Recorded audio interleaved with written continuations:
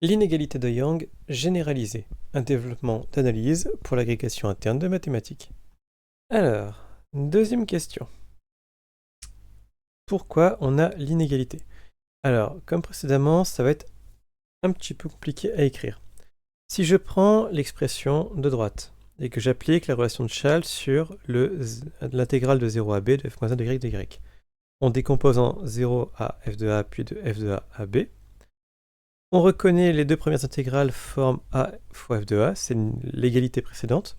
Il reste à étudier cette intégrale de f de a à b de f moins 1 de y de y. Premier cas, si f de a est plus petit que b, on est dans le bon sens. f moins 1 étant strictement positive, on a que l'intégrale est supérieure au rectangle inférieur. Maintenant, si on a écrit dans le mauvais sens, si f de a est plus grand que f de b, on remet dans le bon sens.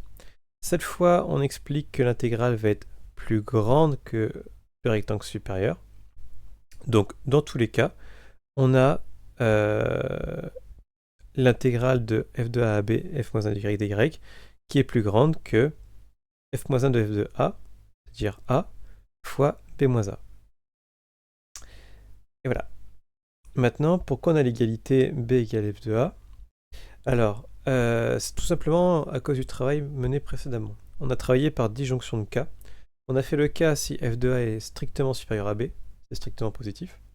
On a fait le cas si f de a est strictement inférieur à b, c'est strictement positif aussi. Et donc, il reste juste le cas où f de a égale b.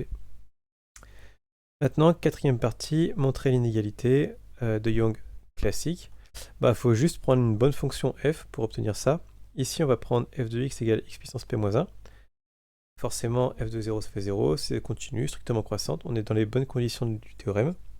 f-1 de y, c'est y puissance 1 sur p-1, ce qui fait exactement y puissance q-1. On applique le théorème, on fait le calcul des intégrales, et on obtient la relation demandée.